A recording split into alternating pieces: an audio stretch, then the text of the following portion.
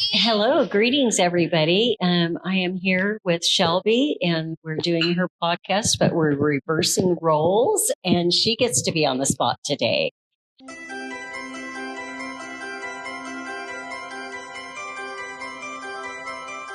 I'd like to hear how you got started in doing these podcasts and what inspired you to do with them. The podcast specifically, I don't know where like half my ideas come from. They just come to me as I wish I had like a much better answer for that. But I don't know. I just kind of through doing the craft fairs and everything and like all my pop-up shops, I've just met so many interesting women and they all had their own story. And I just wanted to give a space for them to tell that story. And so I wasn't really serious about the podcast when I first posted about it. I just made like a little post on Facebook, like, oh, what if I did like a girl business podcast and, we sit around and talk about business and we gossip a little bit. Yeah. And then I got a lot of feedback like, oh my gosh, yes, you should do it. You should do it. So like, okay, I guess I'm doing this. Yeah. I didn't know anything about like microphones, audio, all this equipment and stuff. I didn't know anything about any of it. So I took the month off. I took January off and British Paul helped me rearrange the entire house so we can turn the downstairs, the master bedroom into the studio that it is now. And he even painted the bathroom pink for me, which is really sweet. Originally, he said no, but I'm not going to be with the man that can even tell me no. So obviously he ended up doing it because he's a very nice man.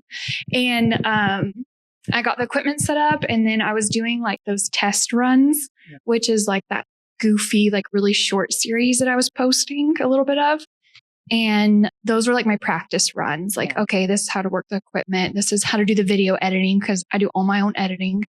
And then I've had women that have been interested. And I was so surprised and like really grateful that I've had people, drive from Crescent Mills or drive all the way from Susanville to our home in Quincy. And so I'm just really grateful for everybody. And all the girls always tell me like, oh, thank you so much. Thank you so much. But like, I should be thanking you girls because I wouldn't have a show if nobody was willing to come on. So that's kind of how it all started. Just like a little random idea and kind of just a joke, but I got peer pressured into it, I guess. And how did you learn the technical part of the whole thing? I mean, is that a learning curve or have you always been like interested in techie stuff? I'm pretty good with a computer. So like the editing part came good, but the audio, it's just trial and error. And I use ChatGPT a lot.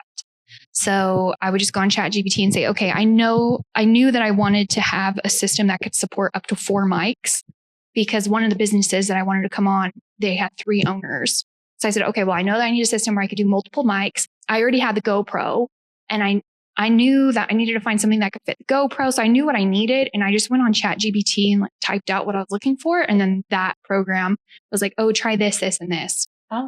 Yeah. It's not 100% reliable because the first one it told me to get, it didn't support 4 mics. So I did have, you can't take it with a grain of salt, basically is what I'm saying.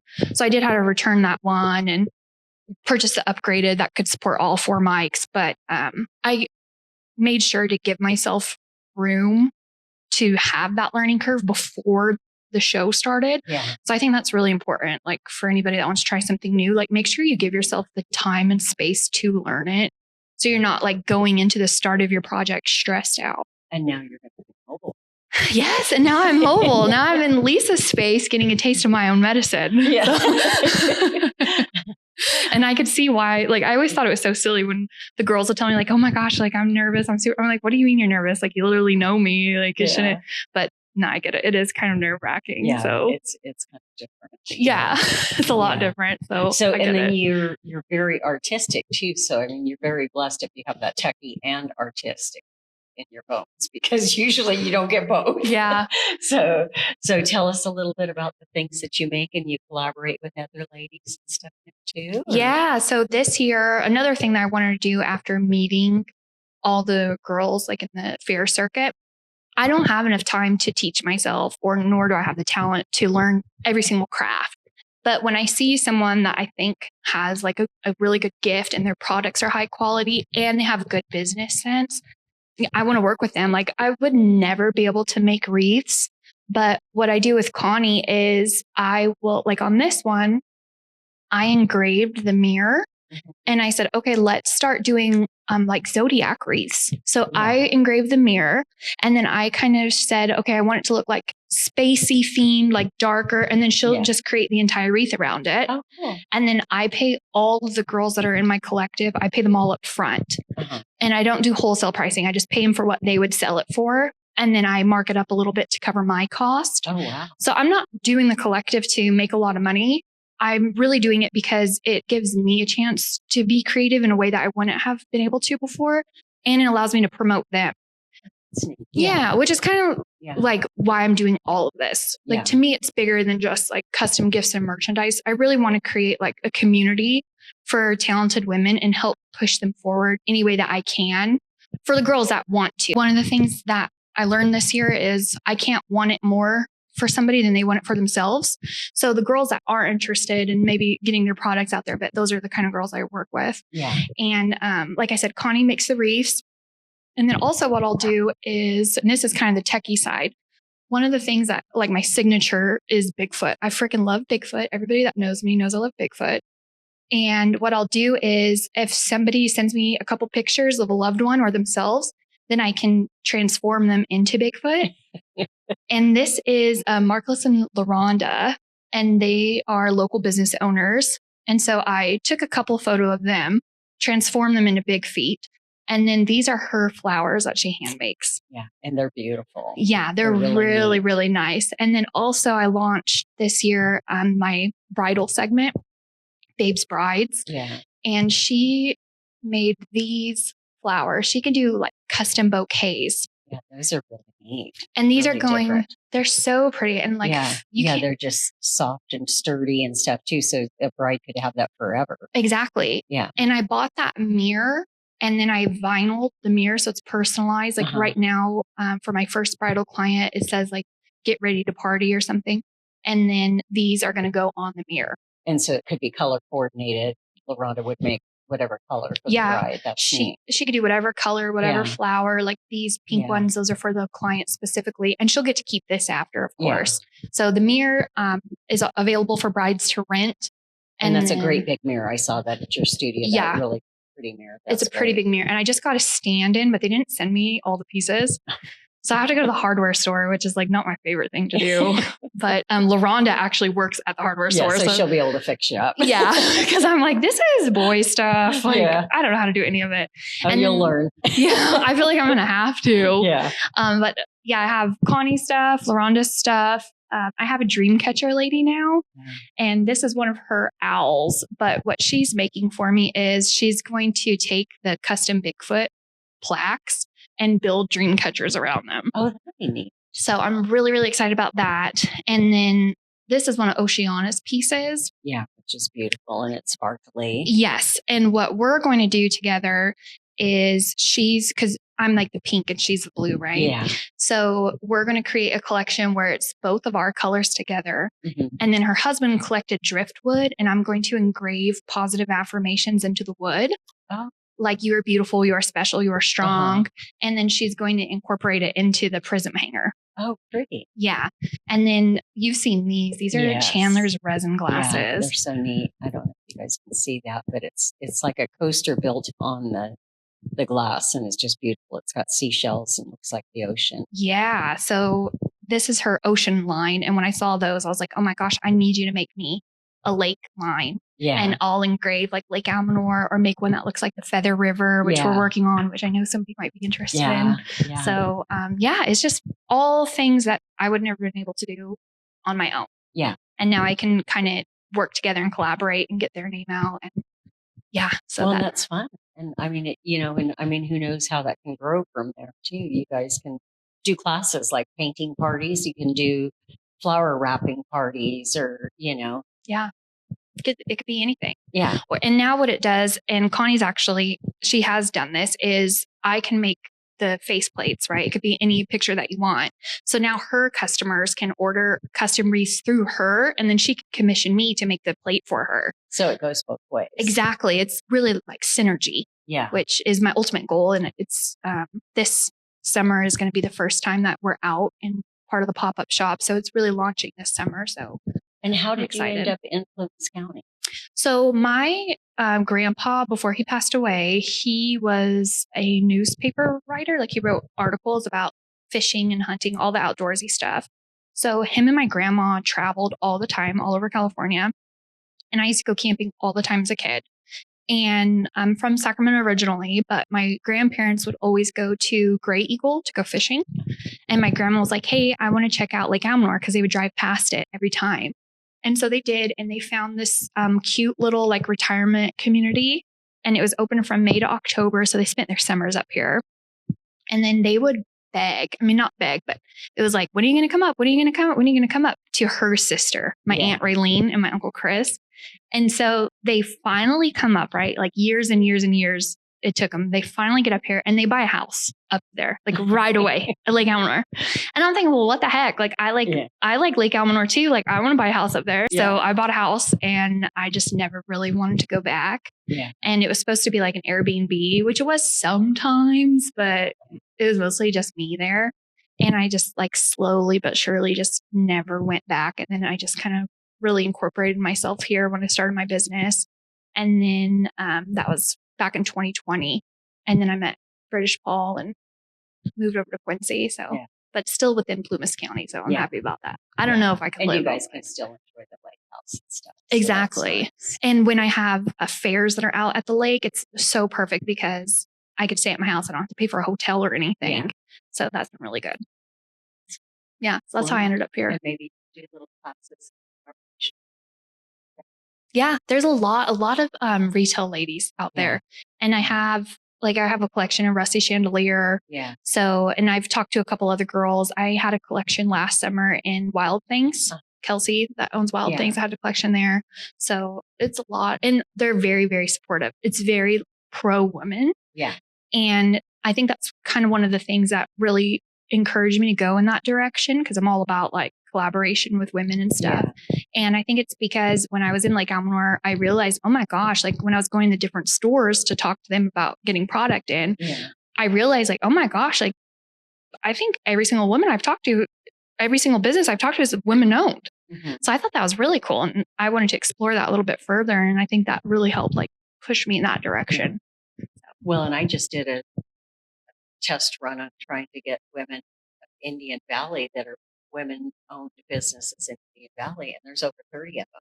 That's in crazy. Indian Valley, and we have no population, so it's like it's crazy. But I mean, that's just all sorts of little small businesses, and it's amazing, But there's other. I mean, there's certainly plenty of businesses.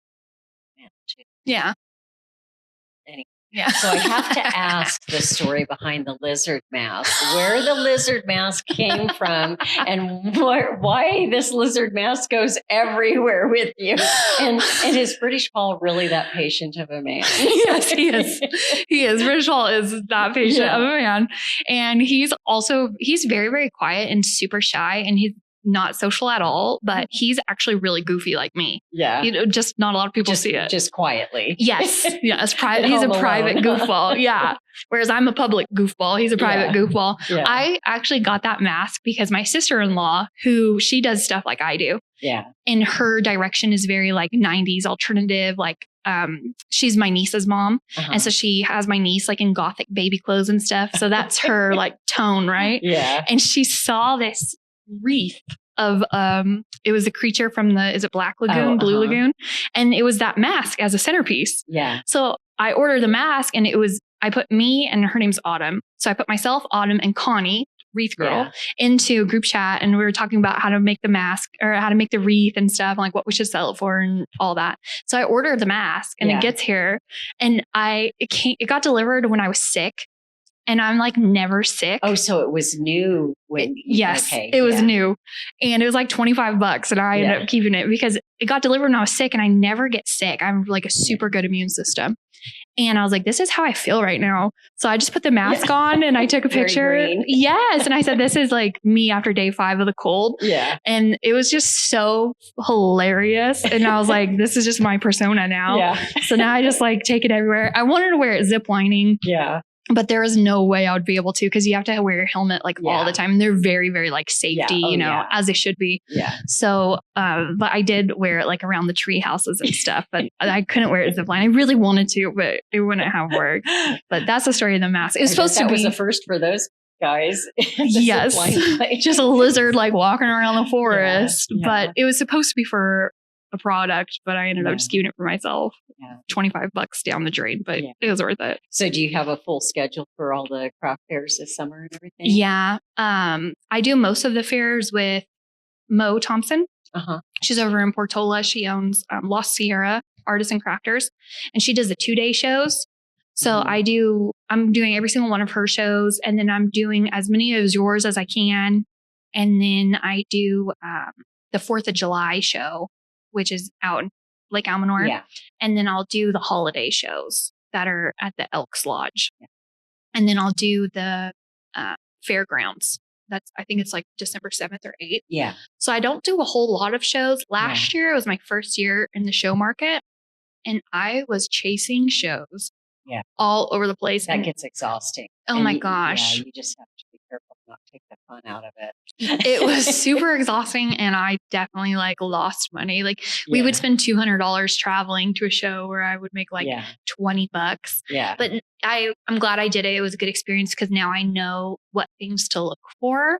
Like if the person that's putting on the show is in the show, they have a little bit more skin in it. Like your shows, you own this building, like you also want to bring people to your store. Yeah. So I look for people that have skin in their own show. I think that makes a big difference. I look for shows that have been around for a few years that people know about because they just draw a bigger crowd. Yeah. So just things like that I look for, like, is the show organized? And now I'm at a point where I don't really need to travel that far. So I'm grateful for that. And maybe next year I'll just switch demographics, but I'm taking what I learned last year and doing stuff this year. Like last year, I went all the way to Chico to do a show that ended up being in the flipping parking lot. And it was just like, it was not the vibes. Too hot too. Yeah. And just, I just learned a lot. I'll just say that. Yeah. Yeah. I've learned what to look for and what not to look for. And then grandma does stuff too. So you guys share a booth sometimes, your grandma? Yes. So what happened when I wanted to first start my business, I said, there was a few machines I knew I wanted. And one of them was an embroidery machine. And mind you, I don't know anything about sewing. I've tried to sew. I had this little stint where I was really into fashion, and I was going to thrift stores and buying clothes, and I wanted to like alter them and remake them, right? Heck no. I'm not good at sewing. I'm not patient enough for it. I don't know what it is. I just don't like it. But for whatever reason, I thought for sure I would get an embroidery machine, right? And that was going to be part of my startup. So I told my grandma, who is amazing at sewing. She's like oldest of 12, I think. And she would make everybody's clothes, all her siblings, because they didn't grow up with a lot of money. Yeah. So she's like master seamstress, right? And I told her, I said, I'm going to get an embroidery machine. And she's like, what the hell are you going to do with an embroidery machine, Shelby Janae? Like, be for real. And she's like, I've always wanted an embroidery machine. Yeah. And I was like, okay, well then you get one, right? So then she got one. And that was cool because it kind of encouraged her to do something she always wanted to do. Yeah. So she got the embroidery machine, and, we would get orders, and some of it would be for what I had and some of it would be embroidery. And we learned a lot together. Like we kind of just went straight into the deep end. Some of our first orders ever where people were ordering like a picture of their cat or a picture of their dog. And we would have to get that image. We'd have to get the photo digitized, which it means like convert it into a special file for embroidery. And we were embroidering people's pets onto towels. Oh gosh, that's crazy. And like, that's like such and I think back and I'm like, that is such advanced level stuff. Yeah. And that's what we were starting with, mind you. Yeah. So she learned so much, and it was just like a one thread, meaning you can only do one color at a time, machine. And then her brother comes along, right? And I always say, I'm always like, such a grain of salt for me because it's such like a woman business. Yeah. And the only trace of a man you'll find anywhere is my Uncle Phil, right? Yeah. So my Uncle Phil comes around. He's like, wait, I like want to embroider. I really like sewing. I really like embroidering. So they ended up going half on this huge machine. It's like a commercial machine. And I think it's like a 10 needle or an 8 needle. Oh, wow. It's like so multiple colors. All how fun. Yeah. And it was the real deal investment, but they ended up going half on it. And so now I'm like, okay, well, I'm just going to let you guys do your thing because I'm very much, like I said, we went into it. We just went straight into the deep end. I'd rather start with something advanced and then work my way back. Yeah. It's harder, but you learn a lot more like that. And he's not like that. He's very no, I want to start small and I want to work my way up a little bit. So I was like, okay, we have 2 different things going on. I'm gonna let you guys do your thing and we'll just be separate. And then I'll just commission you guys now if I have a customer that wants something embroidered. So that's what we're doing now. But with that being said, my grandma loves coming to the fairs and she does the towels and she makes on her own. She makes these, she calls them table toppers, but they're kind of like cloth centerpieces. They're really pretty.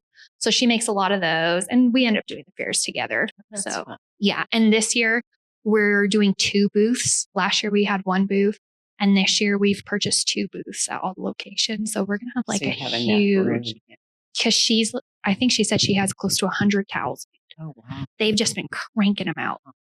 And so your uncle is the silent partner in that. Yes, exactly. He does not want to engage with people at all. He just likes to be on the machine. Yeah. So she's kind of the face of it. And I've helped them. Their business is Not So SEW Retired Embroidery. Oh, cute. And they're setting up their Venmo now. And she's like, oh, well, are you going to sign up for the fairs for me? Because she's in Sacramento. So sometimes she'll do fairs on her own. Yeah. And I'm like, no, you have to you guys have to go legitimate now because otherwise I'm going to get stuck paying the sales tax. Yeah. So I'll help you get your reseller's permit. So I'm helping them with that. Yeah. But it's been really cute because they're both retired, but they're the busiest people I know. Yeah. So Not So Retired Embroidery. Well, that keeps you young.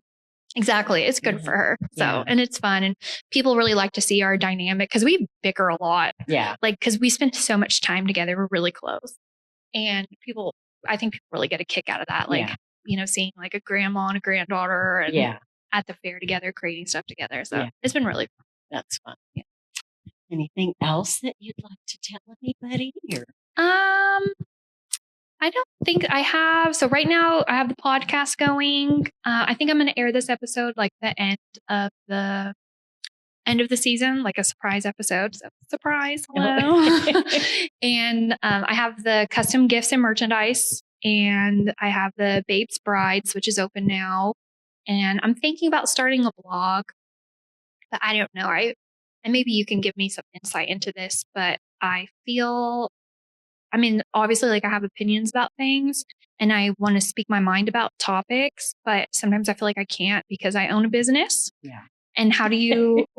You don't. You just can't? Well, I'm old school and you're just, my parents taught me at a young age because I grew up in businesses and no politics, no religion, you can't step on anybody's toes. You got to be, good, neutral all the time. But it's a different world now. I think you can, but you might lose business because of it.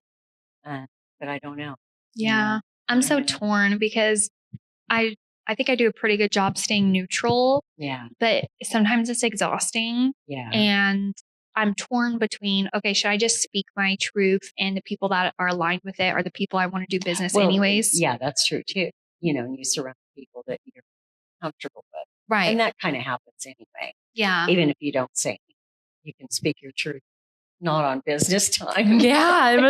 But that's the thing, with owning a business, it's all business time. Yeah, it is. Yeah. So anywhere you go or whatever. Yeah. And I feel I'm my business. So my Instagram and my Facebook, it's just under my name. Yeah. Because I have so many branches of my business. I feel I'm the face of my business. So I want it under my name. Well, it would be too hard to have so many. Right. And I just feel that would be unnecessary. A lot of companies do that. Yeah. I'm just doing it a little bit different. Yeah. But there's definitely a flip side to that because now I don't really have a space where I can just say what I want to say. Yeah. So I'm okay, well, maybe I'll do a blog, still kind of censor it a little bit, but maybe I'll feel a little bit better getting some things off my chest if I have a blog. Because I really feel I can't say anything since I've owned a business. And I have a lot I want to say. Well, Joe Rogan's done just fine. That's true, unfortunately. So, I mean, you never know. He doesn't hold anything back. I know. And he's doing pretty good. Yeah. So I don't know. So maybe it'll be the Shelly show. I like every day I'm leaning more and more towards that. Yeah. And I know that my first episode, it's with a metaphysical shop, the owner of a metaphysical shop. Mm-hmm. And she practices a lot of things that a lot of people that are because we're in a pretty conservative county. Yeah. I don't know how everybody's going to feel about it. Yeah. And I really had to think about that. But I mean, it's a company that's backed me since I first started. And I feel like the least I can do is pay that forward. Yeah. And a lot of that stuff aligns with my beliefs. So I was like, you know what? I guess that is kind of a way of me speaking my truth, is having that episode out. Yeah. So I'm kind of curious to see what the reaction is to it. But at the end of the day, it's something that I believe in. I think it's a good business. Like I said, they supported me, so I want to pay that back, and we'll see what happens. We'll see if anybody it'll be fun too. I mean, I think it'll be a really fun thing because you have such a wide variety of all the people that you've interviewed. So, I mean, all different kinds of people. Yes. So, and more to come. Yes. So when you finish this season of this, are you going to do another season then of other women, or maybe go back to some businesses, or? I think what I'll do, I think I'll have a few of the fan favorites. I think I'll have them come back and do like a recap. But I definitely plan on doing this every year. I might continue to get mobile like this because I like Emily Webb. She has a nursery and stuff. Yeah. And it would be beautiful to like do an interview at the nursery. Her garden is just or even at like Grace. Yeah.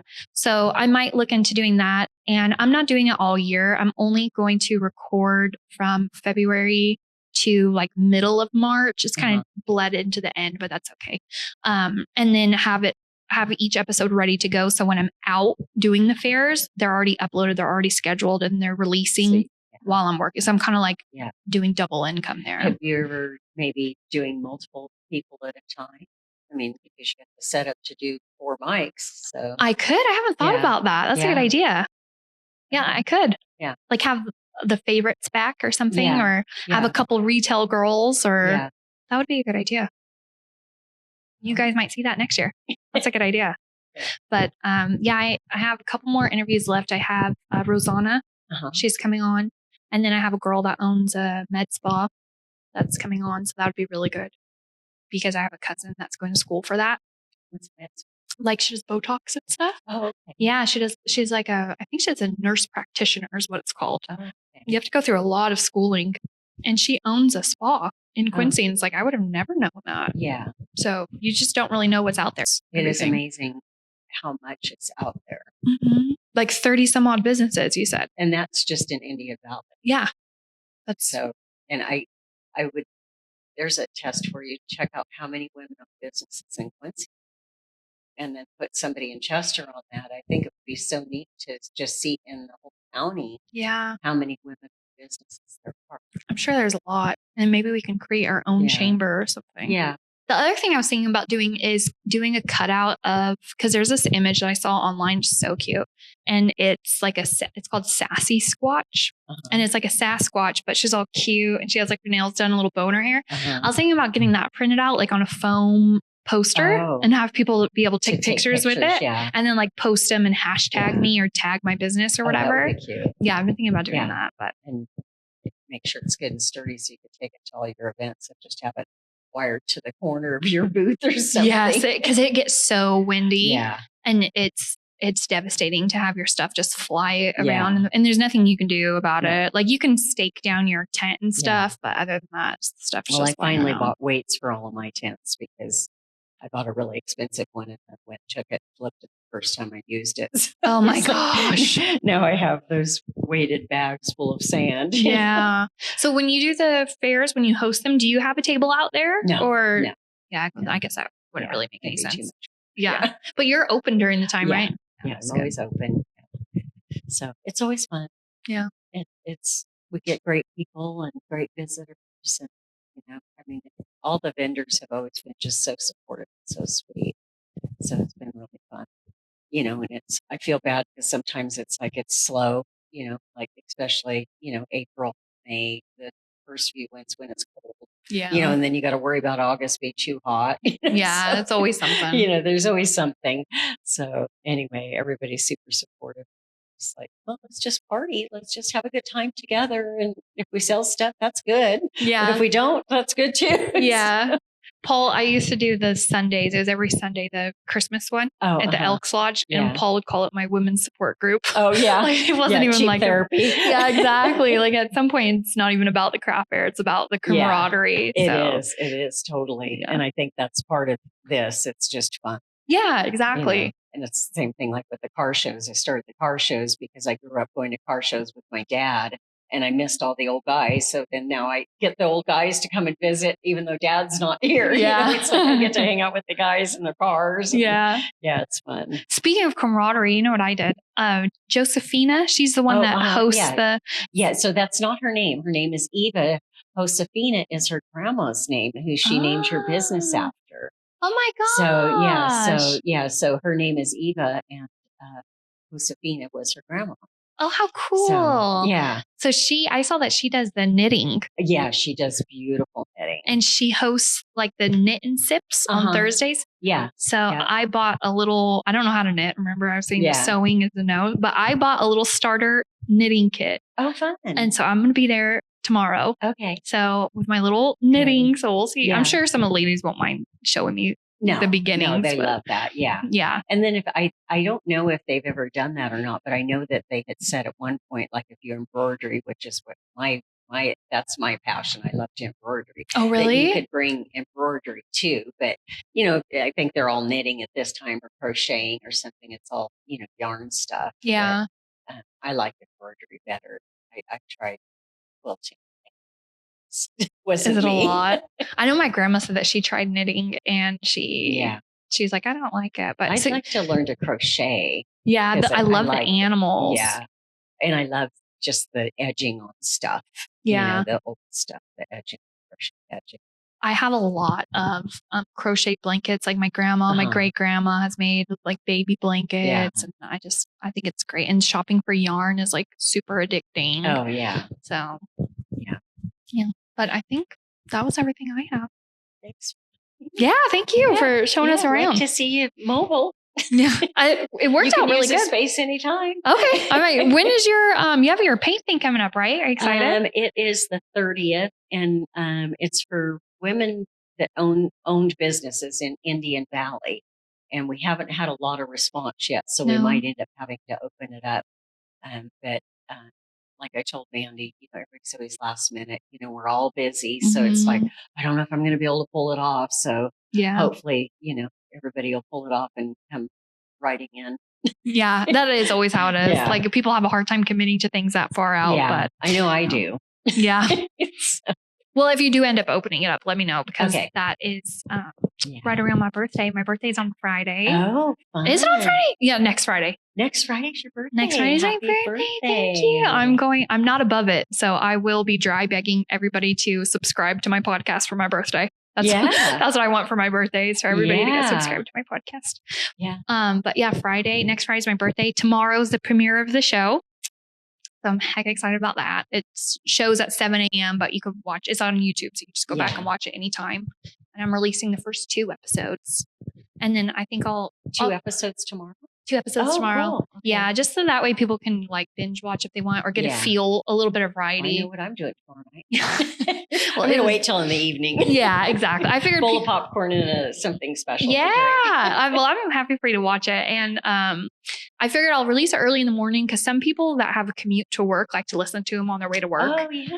So I was like, okay, I'll release it super early, but it's there anytime. So you can watch it anytime. But it's right at 7 a.m. It's going to do like a little countdown, like a 5, 4, 3, 2, 1. So I'm going to be up hecka early, like 6:30. Drinking your caffeine. Oh, not Shelby. I'm addicted to caffeine like bad. Everybody's like, how do you like are so busy all the time? You're doing so much. How do you get it done? I'm like, hello, Red Bull and espresso. And also I think it looks like I'm always doing a lot of stuff, but like all the branches in my business, I break them into different times of the year. Yeah. So that helps a lot. So I'm not doing like every single project. And I take like I took the whole month of January off. I'm taking the whole month of October off. I'm going to be in Florida. But you didn't really take it off because you were doing your podcast. That's not off. Well, I started like practice filming like early February. Yeah. But all month of January, I was like rearranging. In the studio. And like preparing and researching. And what's happening in Florida? Paul has a house out there, and his family from the UK. That's like their meeting spot because it's kind of halfway. Oh, is that a wrap? I think so. Thank you guys for tuning in, and thank you, Lisa, for hosting today. Yeah, Let thanks me go for mobile. coming out, and you guys be sure and subscribe because it's going to be fun. Bye, guys.